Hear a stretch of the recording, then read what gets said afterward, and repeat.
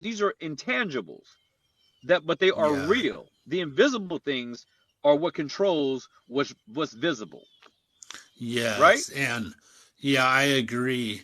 And the thing is we have that blind faith, but it becomes tangible as we exercise it. We see that Yes. God's not a liar. We see that he's a God of his word and that he is Right. trustworthy. And we see that our lives are actually changing. And why? Because the faith we had in his word. So then the word starts to transform us from the inside out. So it's amazing. Our faith becomes tangible and we can share with others our testimony and say, look, God's real. Right. He will show Right. himself to those who seek him. Right. And he does. And that he does.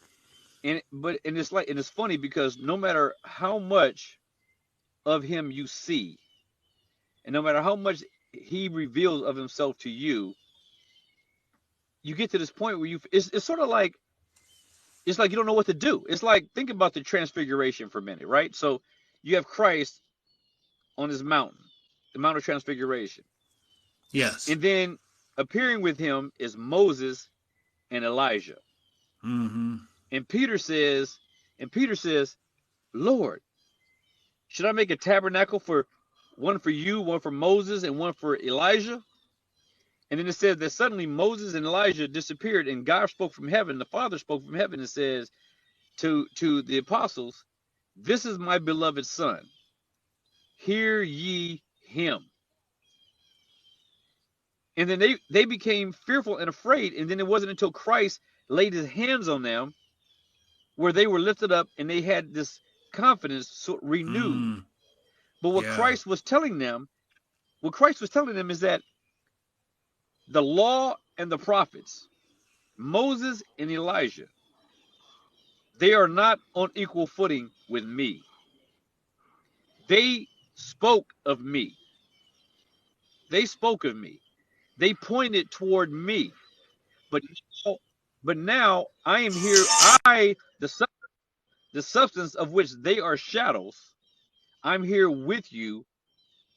So now you have no more need of those things in order to give you comfort that you are reconciled to the Father, my Father. You see what I'm saying? Yes, I do. Christ is our all in all. All in all. He is our all in all. He is our comforter. Just real quick on the topic of the transfiguration. Sure. Uh, my dad gave me a table Bible. It's about 5 inches, 6 inches thick. It's a big Bible and it's old. It's over 100 years old, but it's in mint condition. And I looked Right. up the transfiguration in Matthew 17, verse 5. And Yep. it said when they come down off that mountain that Jesus charged them, tell no man this vision. And so in this Right. old Bible, it was called a vision. And I thought, okay, Right. was that not a real event? Was it just a Uh-huh. vision? So that Hmm. was an old Bible too. So it got Right. me thinking.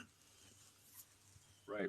Well, I definitely believe that that I mean, let's talk about a vision for a second, because I definitely believe they received a vision. I believe that Jesus was there with them. That's no doubt about that. He was there. Yes, yes, He was definitely yes, there. yep. Now I believe that the vision was revealed to them of Moses and Elijah because they had already passed on. You know, Hmm. Elijah, in fact, was taken to be to heaven and whatever. But then you also look at other aspects like a vision, like for instance, what John saw in the book of Revelation. The revelation is a vision, but the vision is true. You know, the vision Oh, is true. right, right. You know, so So the go ahead. yeah, yeah. So something that's truly going to take place. The vision that he was given on the Right, island of Patmos, all those things right. will transpire. And with God, he's outside of time. So there's no time for those things to transpire. They're just going to happen. That's right. I agree. I totally agree with that. Yeah, totally agree with that. And I think that sometimes we get too, see, like this in this modern age, it seems like the minutia is what's disrupting so much people in terms of clarity, in terms of understanding certain things. Because but one of the things that we lost in these modern times is somehow people think it is a badge of honor to know nothing, to not have any sense of depth when it comes to the Word of God. You don't need to use your brain anymore. Just rely on these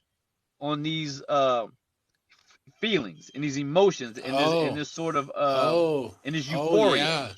Yeah. right? And we Yeah, know what God says about that. My people are destroyed for what? for Lack of did you hear me? knowledge. Yeah, lack of Can you knowledge. hear me? Yeah, lack of Yeah. knowledge. That's right. For lack of knowledge. And then you hear Jesus even says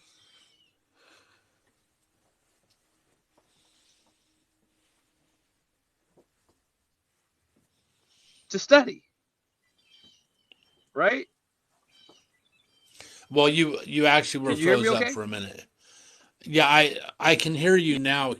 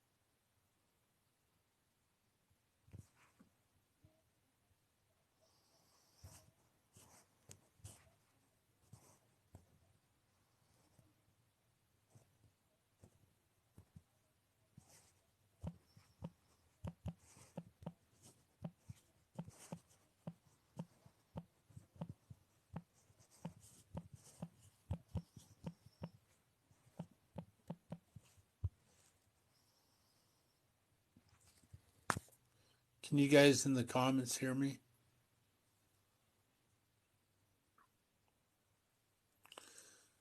Can you hear me in the comments?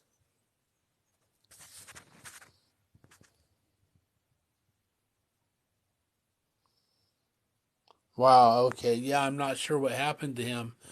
The Bible provocateur. This man is very knowledgeable. I've seen a few of his, been on a few of his lives, and I really do like where he comes from and what he has to say.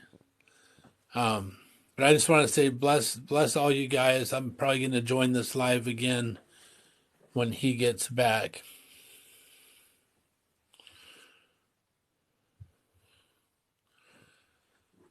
So have a good day.